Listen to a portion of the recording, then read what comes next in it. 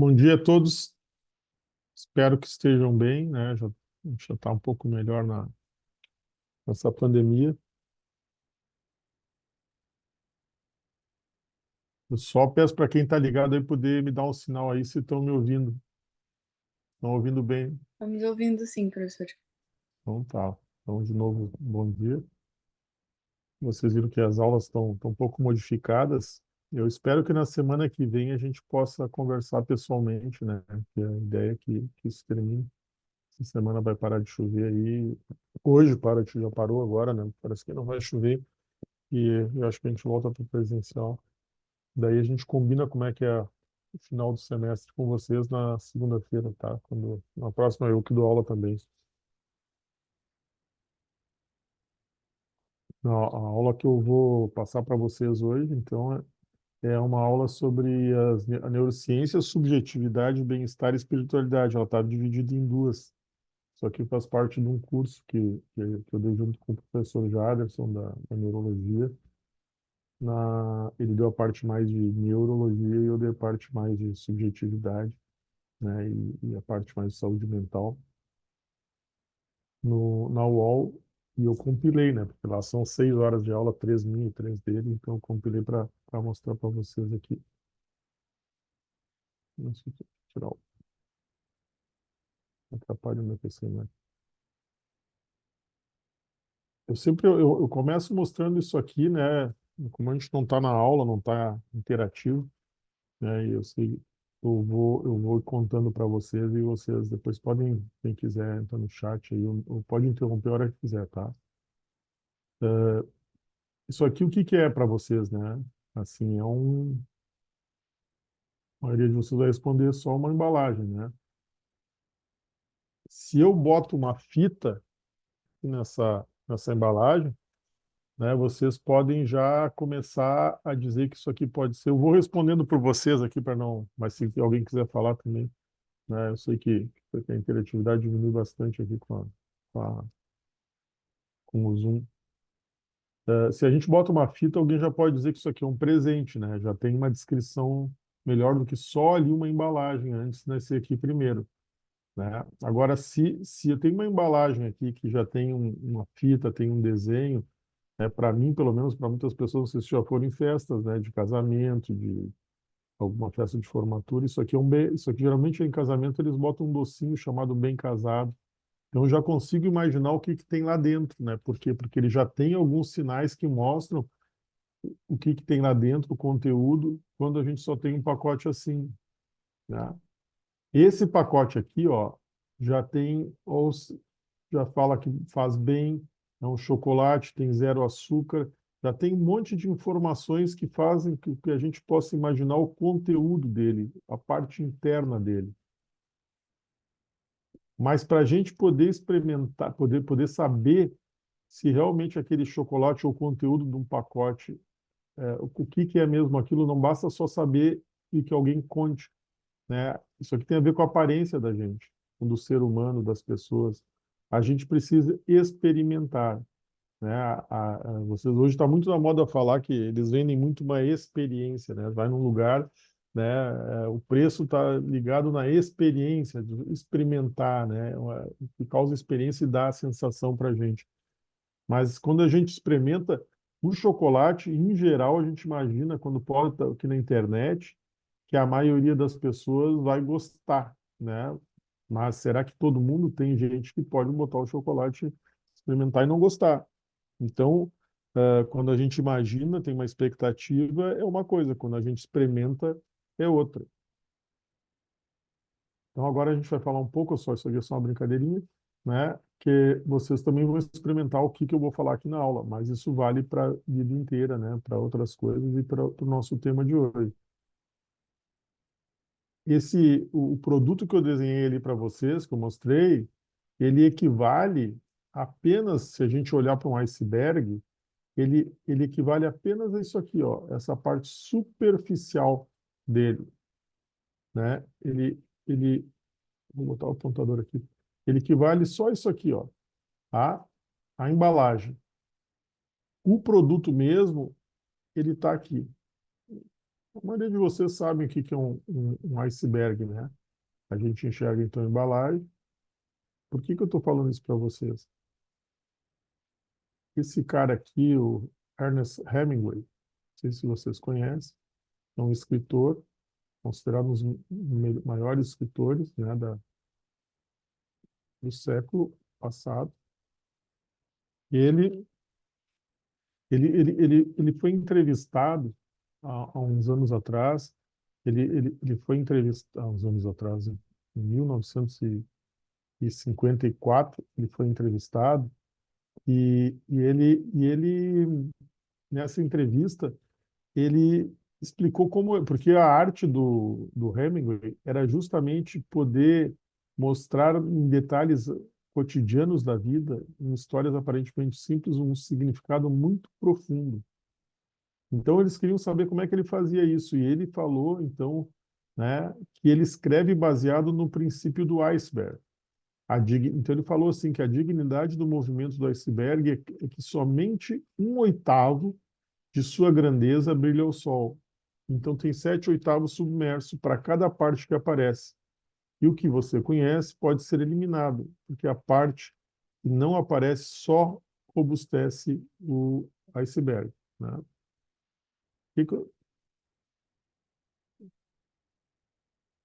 Então ele acreditava que a história, né, não deveria ser evidente na superfície.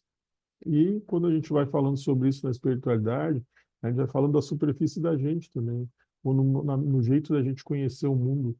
Ele também transparece de um modo implícito. As nossas palavras, o que nós chamamos de pessoa, de sujeito, são o nosso invólucro. Quando a gente olha para alguém, quando alguém se apresenta superficialmente, quando a gente se apresenta como sujeito, atrás disso tem muitos símbolos e representações de partes da gente que não aparecem, muitas partes. Então, o que a gente vê é uma parte muito superficial de nós mesmos, né? Representar de modo realista o cotidiano reles das pessoas comuns. Isso aqui é o que ele mostrava, né? A história dele era uma coisa que parecia que ele estava falando de pessoas comuns, mas ele tinha símbolos que geravam muitos significados profundos, e por isso que a literatura dele atraía muito as pessoas, mostrando uma realidade mundana, quer dizer, bem. E ele dizia muito que a gente não deve forçar a linguagem com efeitos, né? Assim, tentar rebuscar, tentar. O que importa é o conteúdo. Isso é muito importante, né? Para não evitar a narrativa com divagações pseudo-filosóficas. E aqui é uma Clarice Lispector, que é uma autora brasileira, uma escritora, e ela até brincava, ela dizia, mas já que há de se escrever, que ao menos não se esmaguem as palavras com letrinhas.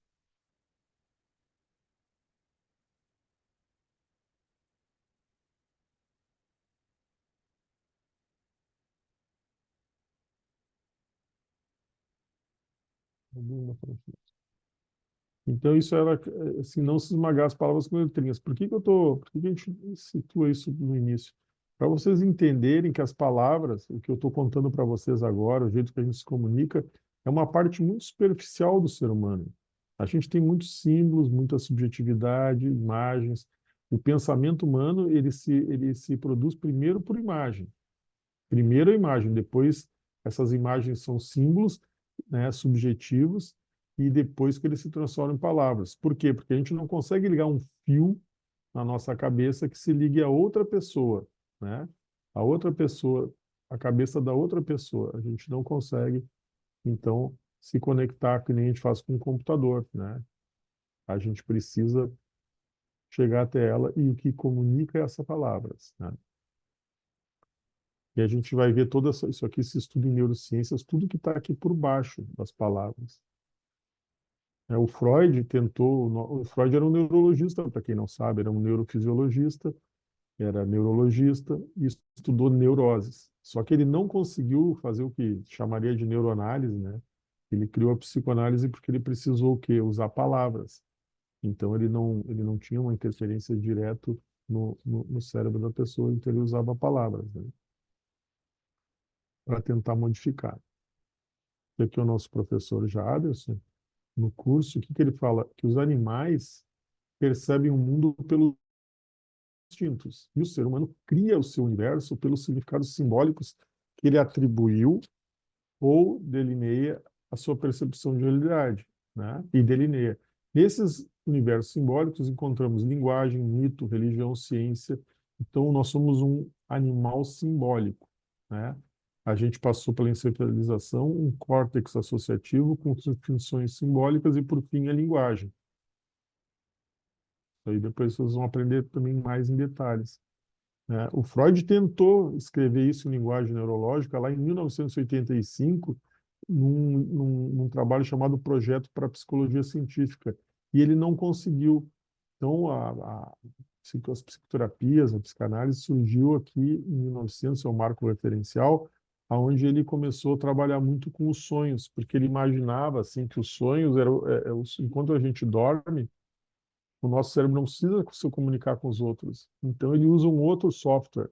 Vocês imaginam no computador que um técnico ele usa uma outra linguagem de programação. Quando a gente está dormindo, o sono está mais superficial, a gente enxerga o nosso cérebro funcionando. Isso são os sonhos. A interpretação louca que a gente dá para os sonhos é porque a gente enxerga o nosso software funcionando em outro plano. E ele achava que então aqui se podia descobrir muita coisa nessas profundezas, né? E ele então foi o que criou a cura pela fala, né? Usar através das palavras, usar nesse nível mais superficial, mas sempre buscando o conteúdo mais profundo do ser humano.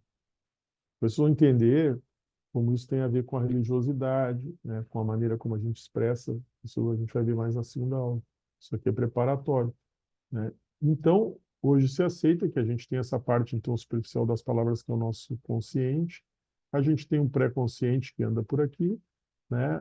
Um eu da gente que já está mais aqui embaixo, um superego, que é o mundo do superego nada mais é do que a nossa formação cultural que nos ensina o que é certo, o que é errado, os perigos da vida, e o id é o nosso cérebro mais mamífero, né? Que só tem instinto, tem impulso, né? Ele só tem vontade de fazer as coisas que nem um cãozinho, que nem um animal que funciona no nível mais mamífero, que ele quer morder, ele morde, ele quer atacar, ele ataca, ele sente carinho, ele deita no chão e rola, né? A gente passa por vários processos, né?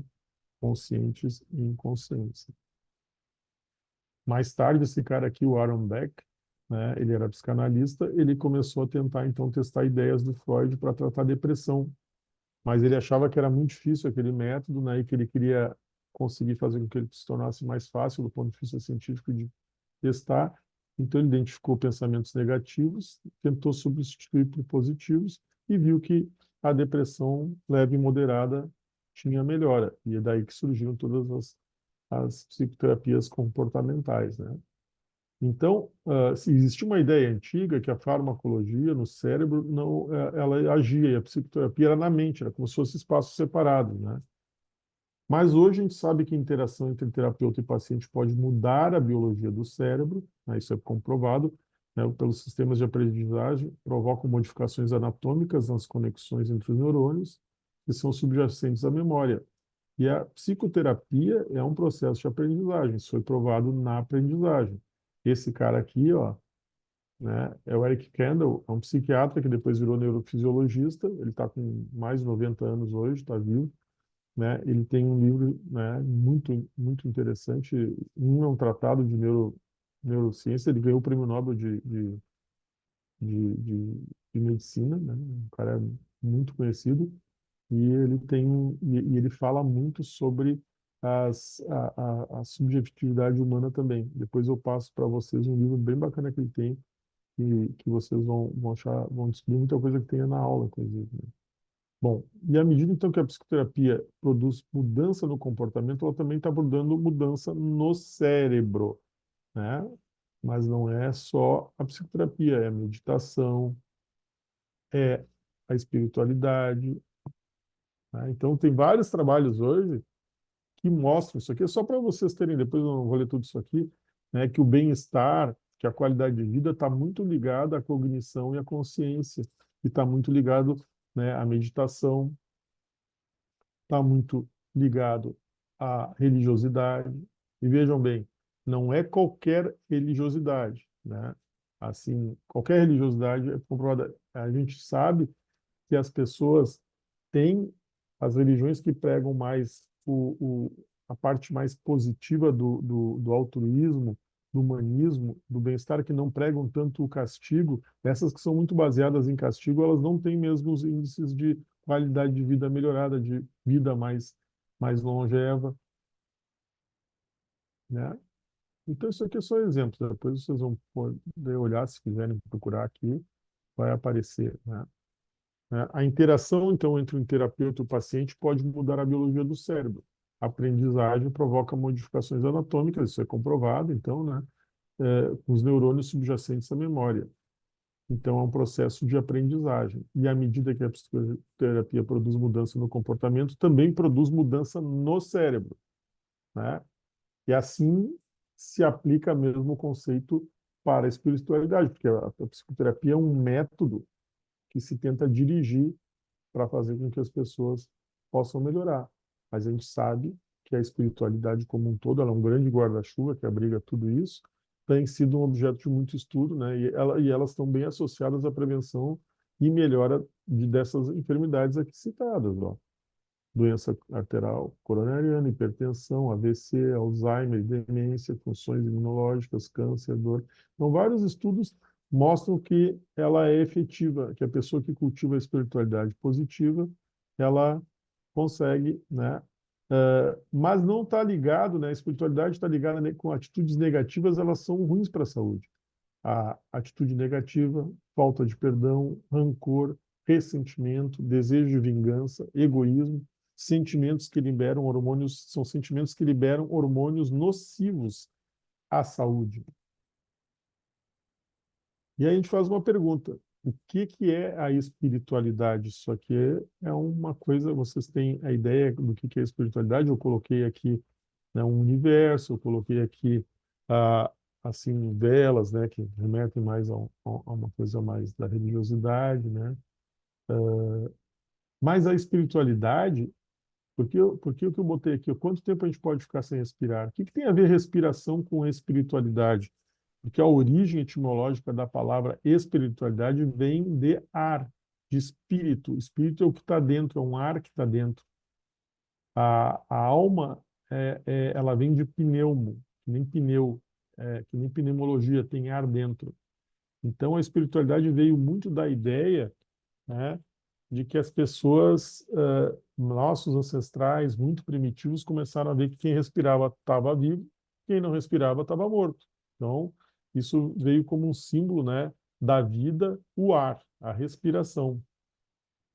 E até hoje, né, a gente sabe que uma pessoa fica muito pouco tempo sem respirar e que a primeira coisa que a gente faz, né, numa emergência, hoje, até bem pouco tempo, era só primeiro ver se o cara está respirando, senão ele morre logo. Hoje até se tem uma ideia que a gente também tem que estar muito atento, até às vezes antes, né, com a hemorragia, porque eles viram que muitas pessoas morrem muito rápido de hemorragia. Então, se a gente tem uma hemorragia muito rápido, tem que tentar estancar. Mas se não tem, a primeira coisa é a respiração, é manter a pessoa respirando, né? Então, como eu disse, né, os nossos ancestrais, eles percebiam que as pessoas ficavam sem respirar, que elas eram enterradas, né, que elas iam para o chão, que elas desapareciam para o chão, né, decompunham no chão. A respiração até hoje é uma coisa que faz as pessoas, a gente faz os primeiros socorros para que as pessoas possam sobreviver.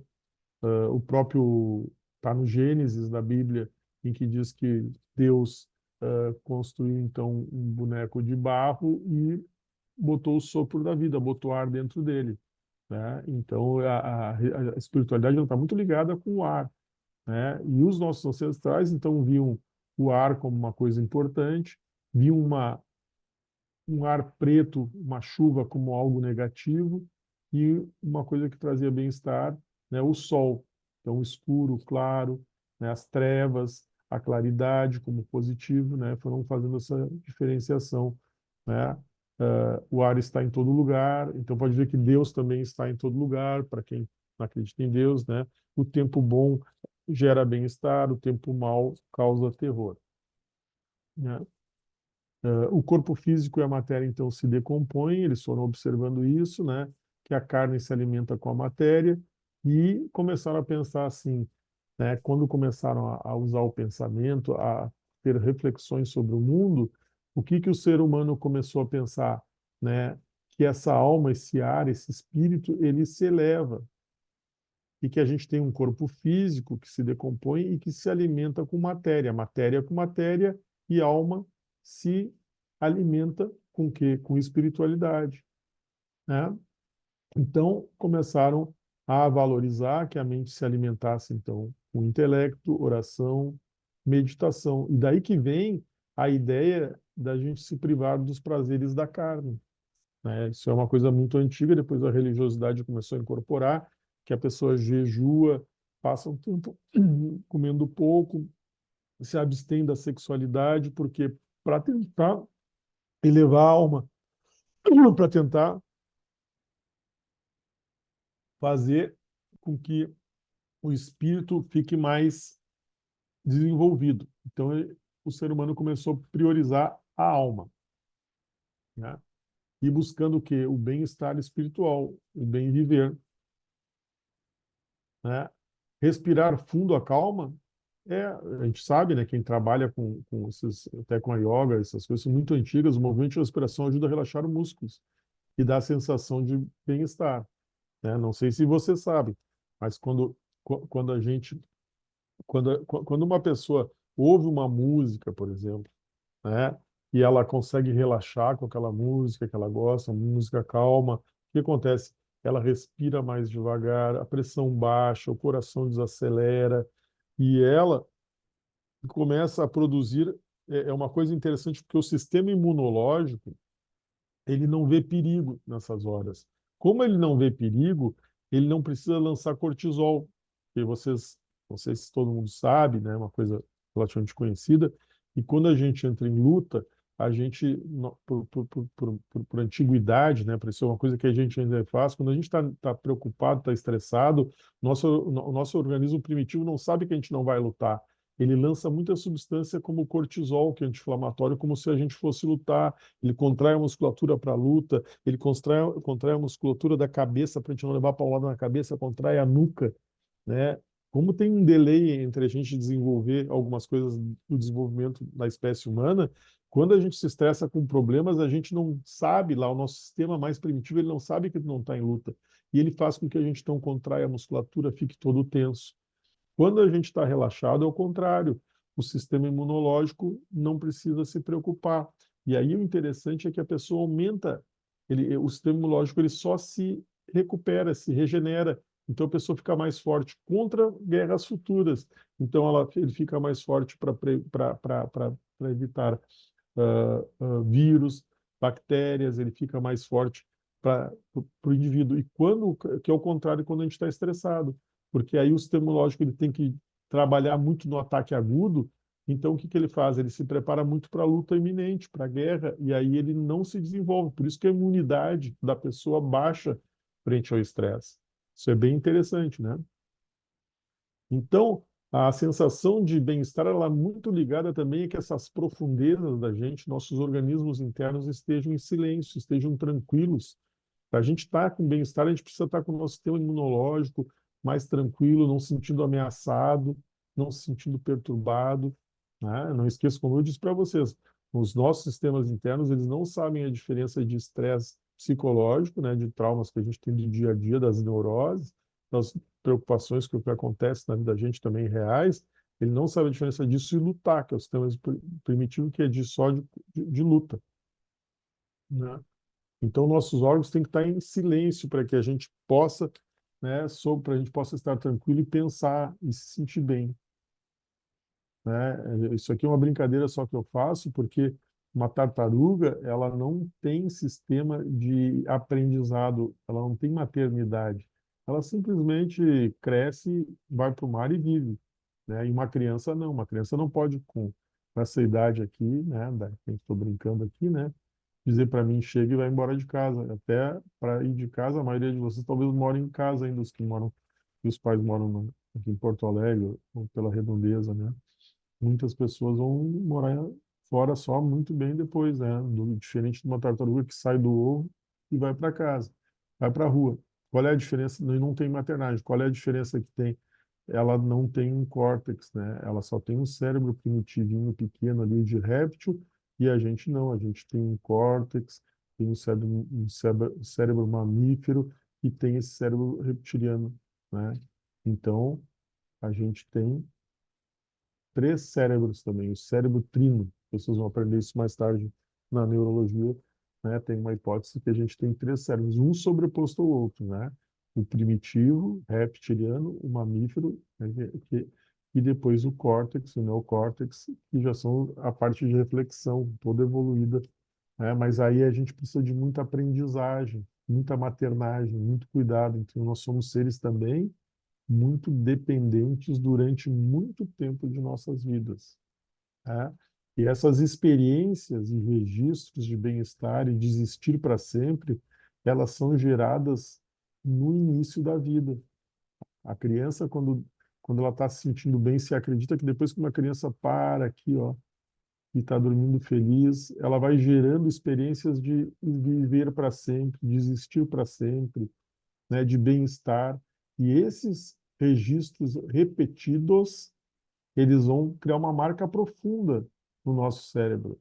Então a gente vai conseguir viver mesmo depois sabendo que a gente morre, que a gente fica doente, que a gente perde pessoas. Esses sentimentos de bem-estar adquirido aqui, ó, e registrado, as várias experiências, né? Como a gente diz, de gerar experiências de bem-estar fazem com que a gente possa depois ter uma estrutura para poder enfrentar adversidades na vida,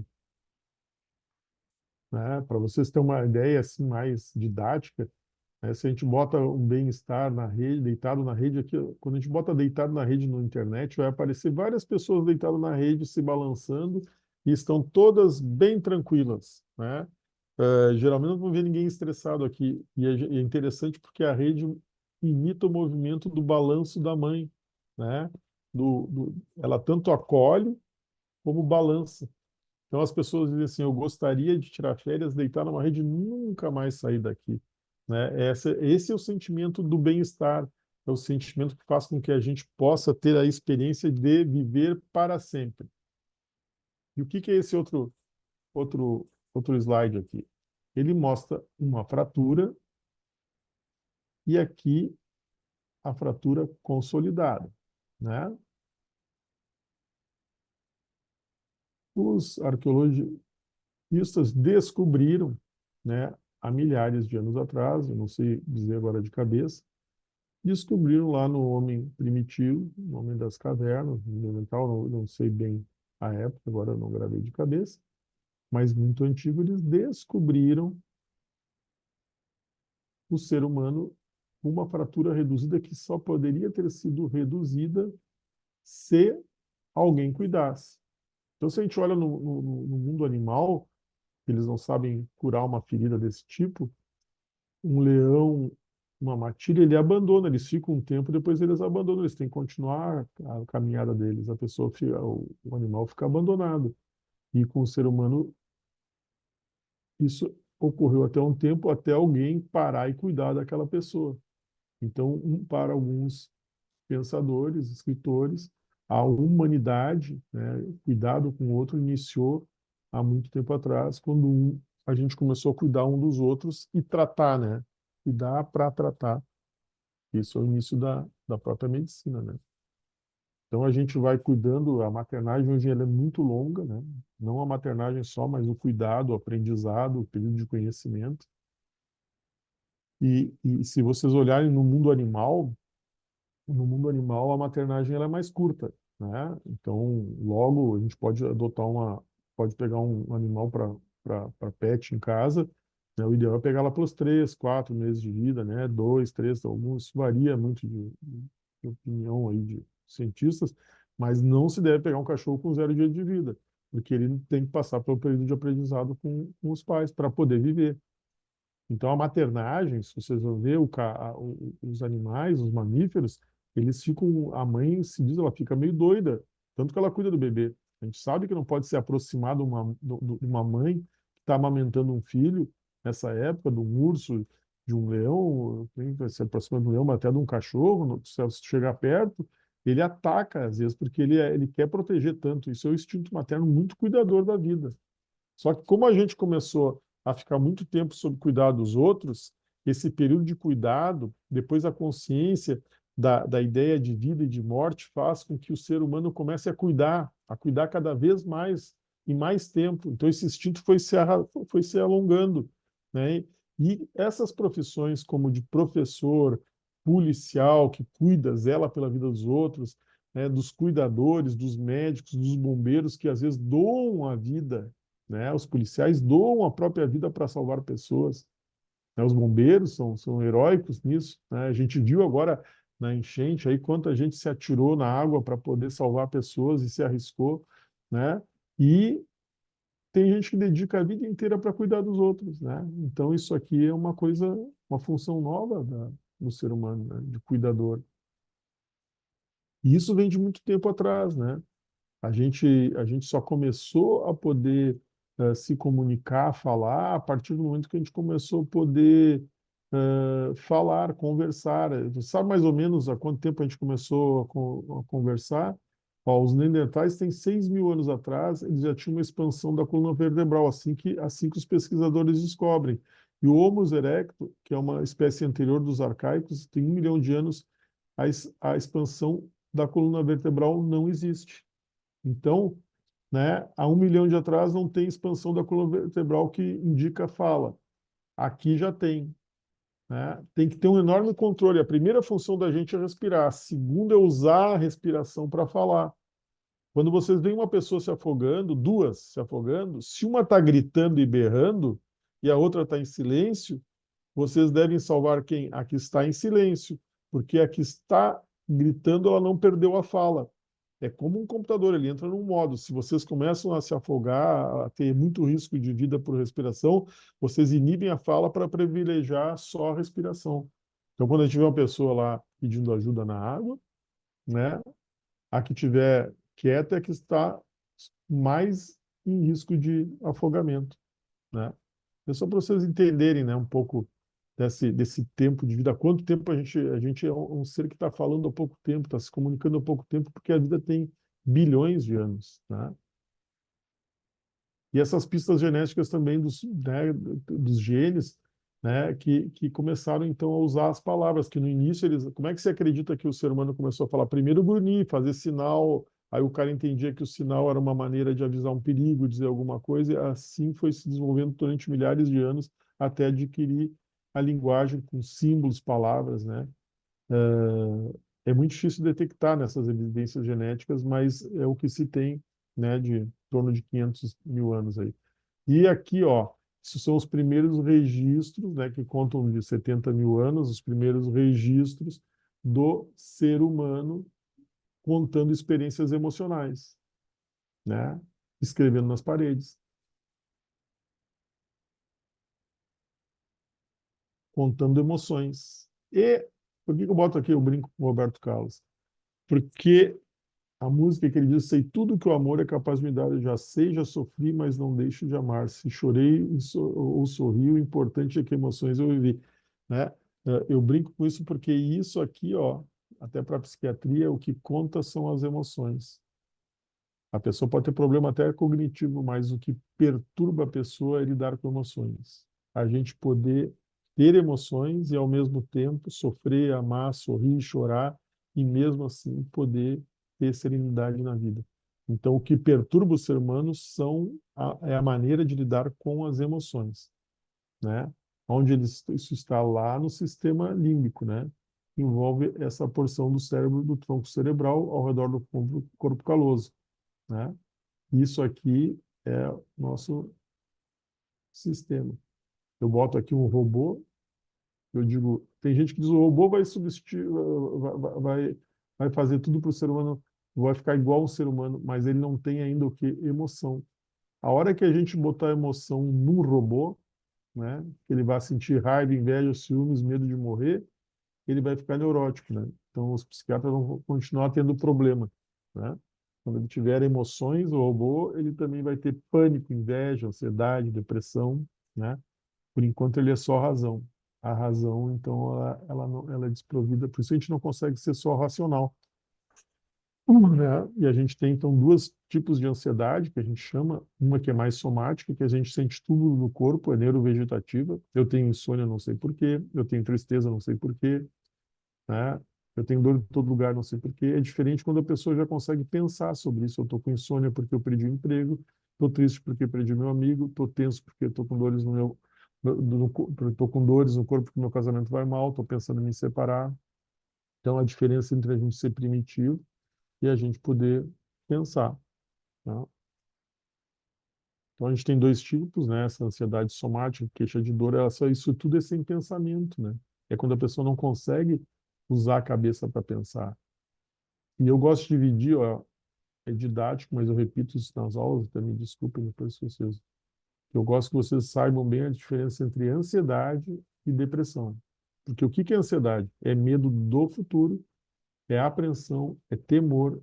A gente fica com sintoma vegetativo de taquicardia, sudorese, sensação de sufoco e insônia inicial. A depressão, não. A pessoa aqui ela tem medo do futuro, aqui ela tem desesperança, ela já sabe que o futuro, ela desanimou, ela tem tristeza. Os sintomas neurovegetativos é de dor, de insônia terminal, perda de peso, isolamento e pensamentos de morte e desvalia. Então, o ansioso tem medo do futuro, o deprimido ele já desistiu, o futuro não tem, não existe para ele, né? Então, a gente precisa dessa sensação de bem-estar, a gente precisa, né, fugir muito, porque por que que eu digo aqui terror sem nome? Não fui eu que inventei isso aqui, foi um psicanalista chamado Wilfred Bion. O que que ele diz, né? O que que se diz? Que a gente, por mais que a gente tenha um intelecto que explique muitas coisas, a gente tem muito terror sem nome, muita angústia que está lá dentro, muitas questões, de onde a gente veio, como que a gente sobrevive, se a gente vai viver quanto tempo, por que que a gente morre. Tem muita, a criança desde os 4 anos já começa a perguntar se ela vai morrer, por que que a gente morre. E a gente joga isso aqui para baixo, né? Tenta viver sem isso, mas isso fica lá dentro da gente, né? Lá no fundo. O cérebro da gente pode ser visto como um processador, né? Que nem bota a carne aqui e sai moída, né? Mas aqui é muito rústico, né? Um processador de computador. Então, a emoção bruta, esses terrores sem nome entram aqui, que o Bion chamava de emoções beta, que são emoções brutas que estão aqui. Se elas podem ser processadas em palavras, em pensamentos, elas ficam alfa, elas ficam mais, diminuem a ansiedade do sujeito e pode gerar, então, um bem-estar. Então, muita gente não tem bem-estar e não sabe nem por quê, porque aquilo está tudo bruto, que nem existe um fecaloma, que é um exemplo meio estranho, né, para falar assim, mas para vocês entenderem, tem o betaloma, que são essas emoções que a gente não consegue nem entender o que que é, que estão lá dentro da gente presas, né, e que a pessoa, e a espiritualidade, a meditação, as psicoterapias, todas essas formas positivas, elas fazem com que a pessoa possa acalmar isso, possa traduzir um pouco, processar um pouco, o cérebro consiga processar essas coisas, né? Já vamos terminar daqui a pouquinho. Então esse Bion, ele era inglês, mas de origem indiana. Ele então falava que a vida tem 4 bilhões de anos, a linguagem tem 500 mil anos, as pinturas rupestres 60 mil anos. Então, a nova função da matéria viva é pensar. Então, a gente está aprendendo ainda a pensar, né? E para viver, a gente tem que, lembra do início da aula lá? Tem que experimentar, a gente tem que viver, né? E a gente tem que viver, então, e enfrentando isso que a gente chama de os nossos temores, nossos terrores, né? Só que para se prevenir, o ser humano tem uma coisa, ele tem a mania de achar, de se assustar com o que é novo, porque o novo assusta porque ele não conhece, o desconhecido assusta, né? Então é muito importante que a pessoa possa se deixar surpreender para poder experimentar a vida, aprender coisas novas. Existe uma tendência do ser humano de tentar evitar coisas novas. Descobertas novas sempre são vistas como perigosas, né? Como disseram que a Terra é redonda, né? Mataram, botaram na fogueira. O cara que disse isso, né? Que a Terra é redonda, que o planeta que a gente é só mais um planeta na Terra, né? No cosmos. O ser humano sempre se assusta com o que é novo, né? E a gente é importante você aprender que a gente tem que se deixar surpreender, né? Até que chegou agora terminou a aula, o Penso, Logo Existo, que é do René Descartes, né? Ele começou, então, a privilegiar mais o cérebro, dar mais peso para o cérebro, para a razão, do que para a razão, do que para a emoção, né?